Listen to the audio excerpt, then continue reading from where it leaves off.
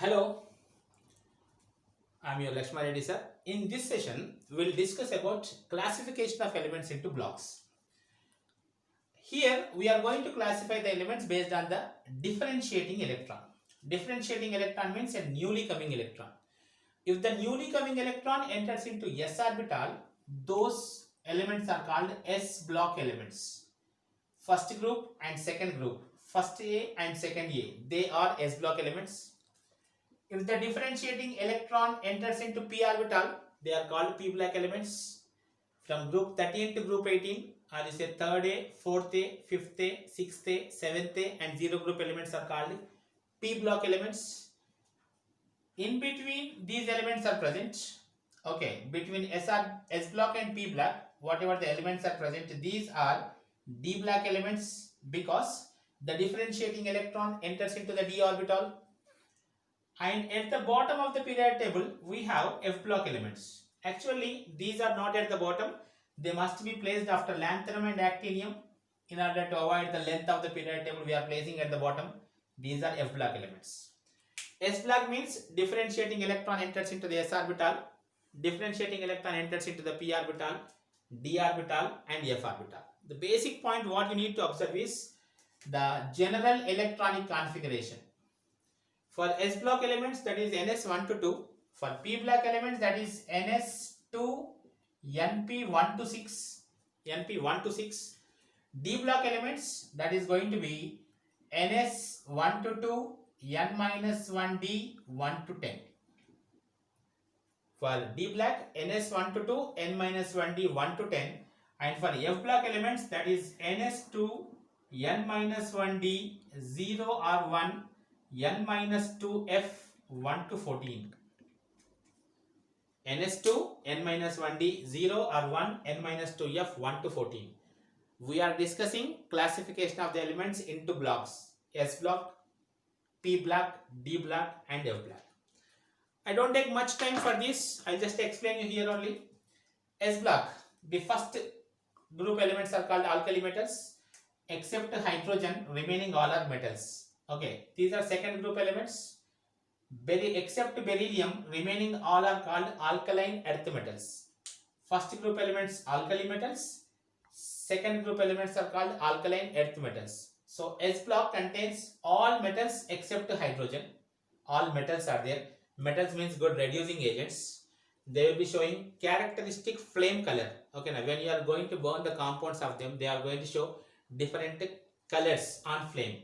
Lithium shows crimson red, sodium shows golden yellow, potassium lilac means violet, rubidium red violet, cesium blue violet, beryllium magnesium they won't show, calcium, strontium and barium for this brick red, crimson red and apple green respectively. Okay, so these are the flame test colors. Metals are good reducing agents present at the left side of the periodic table. Coming to the P block. In P block, we have boron family, carbon family, nitrogen family elements are called nicogens, oxygen family elements are called chalcogens, fluorine family elements are called halogens, and last zero group elements are called noble gases or aerogens or inert gases. Okay, all these names are given for them. Nicogens means suffocation causing, chalcogens means ore forming, halogens means seawater generated, aerogens means they are separated from the air. Okay, now noble gases are rare gases, are also names for the zero group elements. So what are the specialties of P block? A p orbital can accommodate a maximum of 6 electrons. So 6 groups are there. The electronic configuration of boron family will be Ns to Np1. For carbon it is Ns to Np2. Like that, one by one electron are entering. And finally it will be Ns to Np6 except helium. Helium is 1s2. Except that remaining all can be placed in P block. But actually helium must be here, but because of the properties that is placed along with the zero group elements. Here in this particular group we can have, this is in broad sense I am saying, okay, not exactly. Whatever the elements are lying in this range, they will be semi-metals. Above that whatever we are seeing, they are all non-metals. Below that whatever you are seeing, they are going to be metals. So in P black, metals are there, non-metals are there, and metalloids are there. One very special thing you see, fluorine, chlorine, oxygen, nitrogen, helium, neon, argon, krypton, xenon, radon.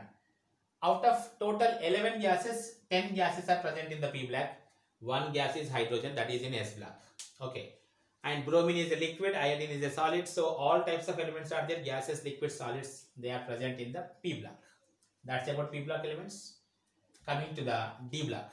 Okay, now D block is in between S and P block elements. In between S and P block elements, D block elements are there. Okay. Scandium, titanium, vanadium, chromium, manganese, iron, cobalt, nickel, copper, zinc, their respective groups you can consider as D block elements. The specialties of D block elements are, okay, they form colored ions. Example, Fe plus 2, green color, Fe plus 3, brown color, copper plus 2, blue color. Colored ions are possible.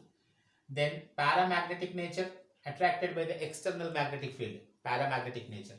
They form alloys, homogeneous mixture of more than one metal, alloys formation is possible. Complex compounds, they are going to form complex compounds. In class 12, this is a very big lesson. Okay, now complex compounds, that is possible. Interstitial compounds are also possible. Variable oxidation states, variable valencies they exhibit. Like this, there are so many special properties are there. One other very interesting property is catalyst. They function like catalyst. For example, in the preparation of ammonia by Haber's process, we use iron. For reduction process, generally nickel, palladium, platinum we use. So catalysts, colored ions, paramagnetic, complex compounds, variable oxidation states, alloy formation, interstitial compounds are some characteristics of, you can say, the D block elements. At the bottom we have F block elements. Okay, now F block element characteristics are also very similar to D block elements, but not up to that intensity. The intensity will be little less. In F block we have two series. One is lanthanides, second is actinides. Lanthanides are 4F series, actinides are 5F series.